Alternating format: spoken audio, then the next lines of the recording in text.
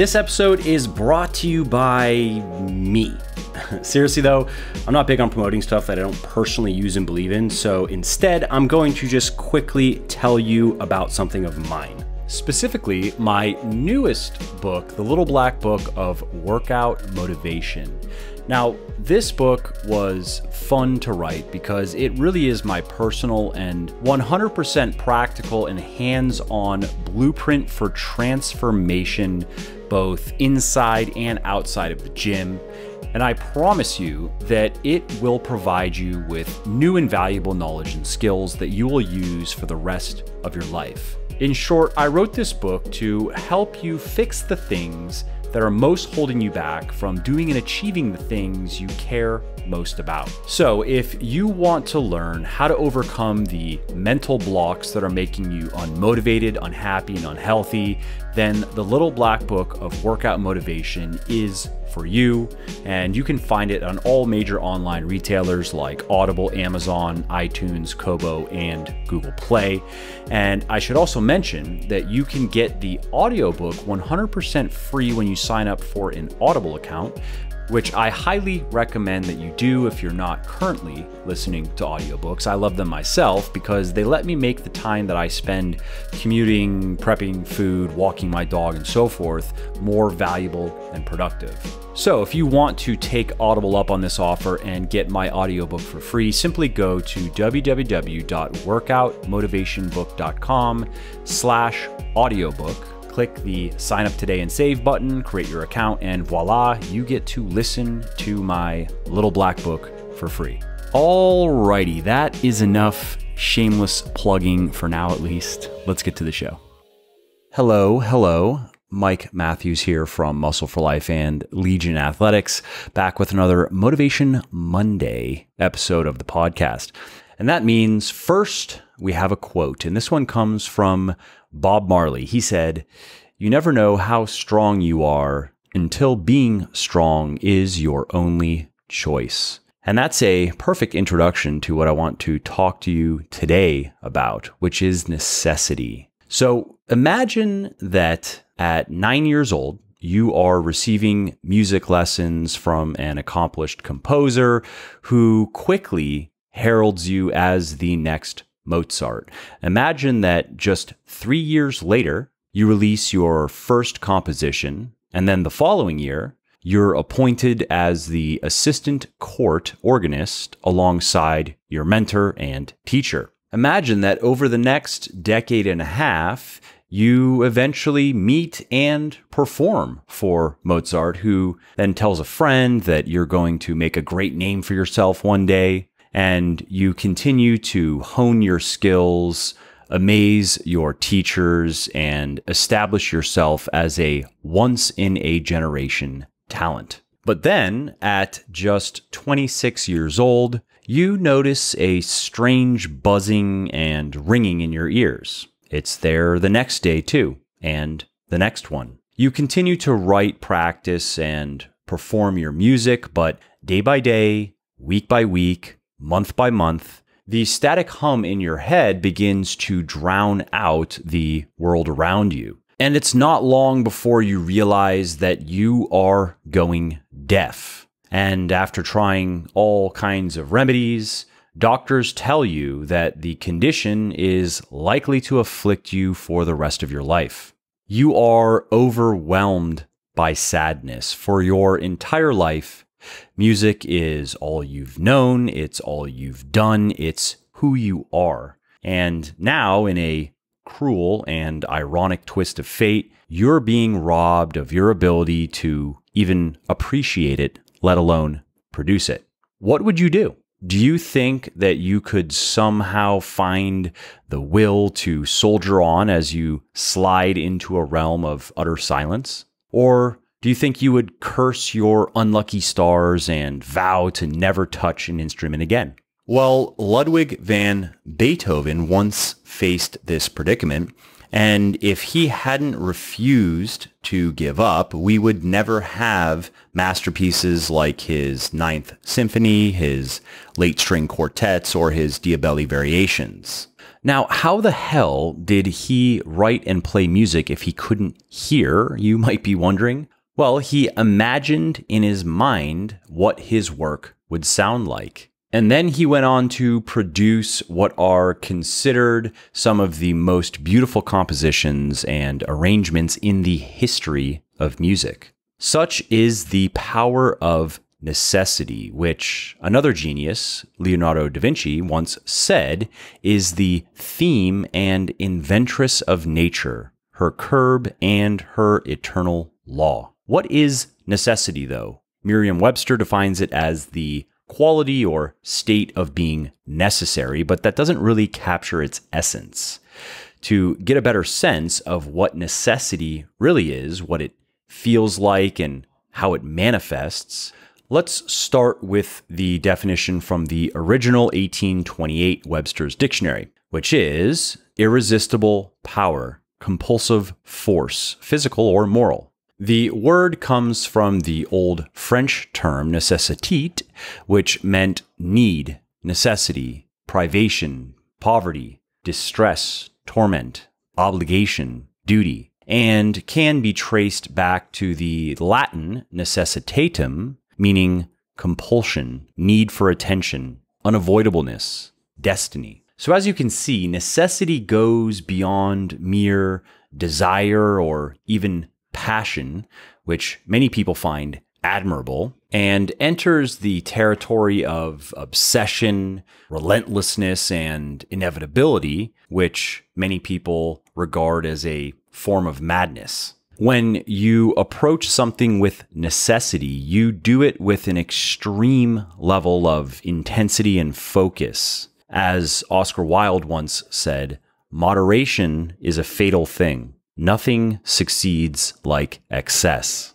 There's no question that Beethoven was animated by necessity. As Anton Schindler wrote in his biography, The Life of Beethoven, quote, "Beethoven rose at daybreak, no matter what season, and went at once to his work table. There he worked until 2 or 3 o'clock, when he took his midday meal. In the interim, he usually ran out into the open 2 or 3 times, where he also worked while walking. Such excursions seldom exceeded a full hour's time and resembled the swarming out of the bee to gather honey. They never varied with the seasons, and neither cold nor heat were noticed." Beethoven always spent his winter evenings at home and devoted them to serious reading. It was but seldom that one saw him busy with music paper in the evening, since writing music was too taxing on his eyes. In former years, this may have been the case.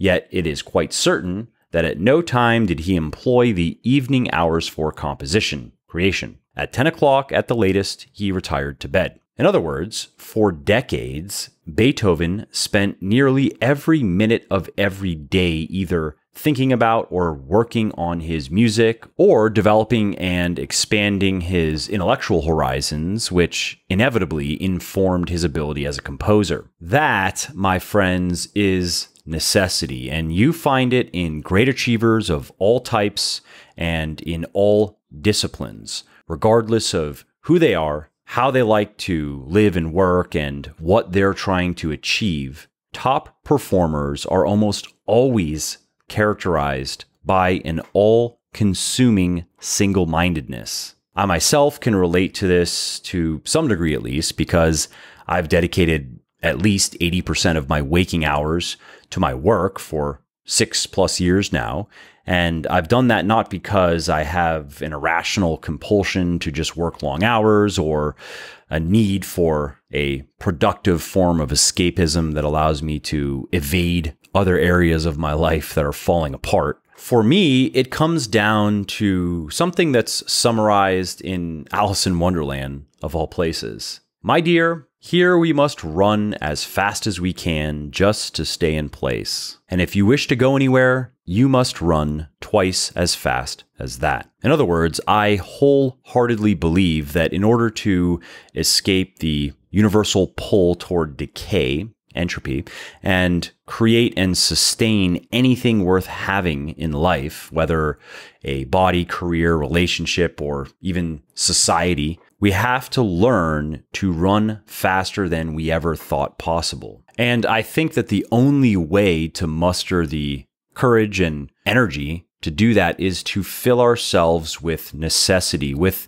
the desperate urge to succeed at all costs. Peter Thiel echoed this in his best-selling book, 0 to 1, where he challenged readers to imagine how to achieve their 10-year plans in the next 6 months. That's impossible, you say? Well, don't be so sure. It might just take a radical shift of your perspective away from what you believe is possible or realistic or worse, comfortable, toward simply what it would take to get it done. Look at it this way. If pushed to the wall, I doubt that any of us would die on any of the hills we are currently struggling to climb. In just about every case, I bet we'd figure out a way to make it to the top, and probably faster than we ever thought possible. What does that tell us then about many of our unrealized ambitions and our excuses?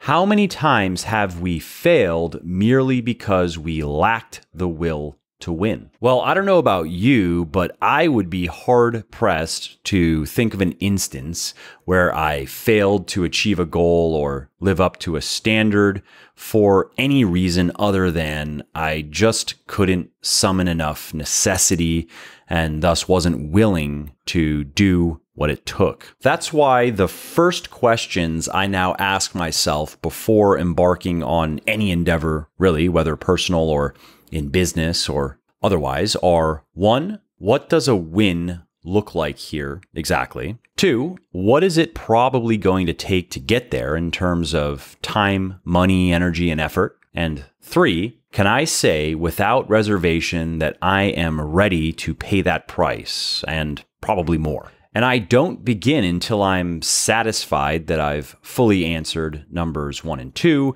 and absolutely positive in my answer to number 3. In other words, I avoid vague, unquantified, lukewarm commitments. And this means that I get to spend most of my time on activities that are aligned to clear-cut and achievable objectives. And as this has proven to be a reliable recipe for necessity for me, I also now get to enjoy more meaningful wins. Okay, so let's wrap this episode up with a little practical exercise, a little do this now. So can you think of any endeavors or even entire areas of your life where you feel that your necessity quotient is lacking, where it's low?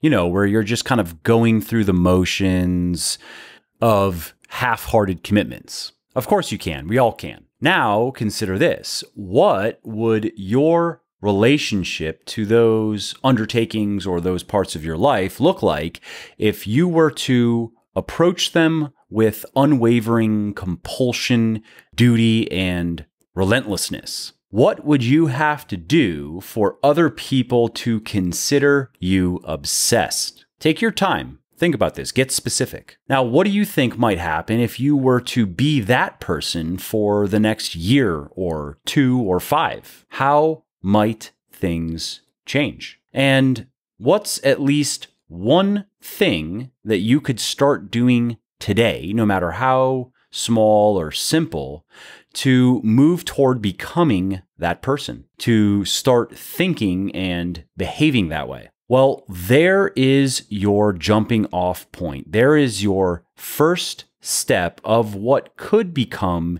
a transformative journey if you're willing to continue walking the path. Hey there, it's Mike again. I hope you enjoyed this episode and found it interesting and helpful. And if you did and don't mind doing me a favor, then please do give this video a like and leave a comment down below. Not only do I like to hear from everybody and I jump in and reply to as many comments as I can, it also helps other people find their way to the show and learn how to build their best bodies ever too. And of course, if you want to be notified when the next episode goes live, then just subscribe to my channel and you won't miss out on any of the new content. Lastly, if you didn't like something about the show, then definitely shoot me an email at mike@muscleforlife.com and share your thoughts on how you think it could be better. I read everything myself, and I'm always looking for constructive feedback, so please do reach out. Thanks again for listening to the episode, and I hope to hear from you soon. Oh, and if you liked this episode, then you are going to love my newest book, The Little Black Book of Workout Motivation. You should definitely check it out because this book is my personal and 100% practical and hands-on blueprint for transformation, both inside and outside of the gym. I promise that this book will provide you with new and valuable knowledge and skills that you will use for the rest of your life. In short, I wrote this book to help you fix the things that are most holding you back from doing and achieving the things that you care the most about. So if you want to learn how to better overcome the mental blocks that are making you unmotivated, unhappy, and unhealthy, then the Little Black Book of Workout Motivation is for you. And you can find it on all major online retailers like Audible, Amazon, iTunes, Kobo, and Google Play. Now, I should also mention that there is an audiobook as well, one that I recorded myself. So if you like listening to me talk about this kind of stuff on the podcast, then you'll definitely like listening to the audiobook. And you can actually get that audiobook 100% free when you go to www.workoutmotivationbook.com/audiobook and sign up for an Audible account. Now, I myself love audiobooks and highly recommend them to everyone because they let you take downtime that you spend commuting, prepping food, walking dogs, stuff like that, into something more valuable and productive. So if you want to take Audible up on this offer and get my audiobook for free, simply go to www.workoutmotivationbook.com/audiobook, click on the little sign up today and save button, create your Audible account, and voila, you get to listen to my Little Black Book for free.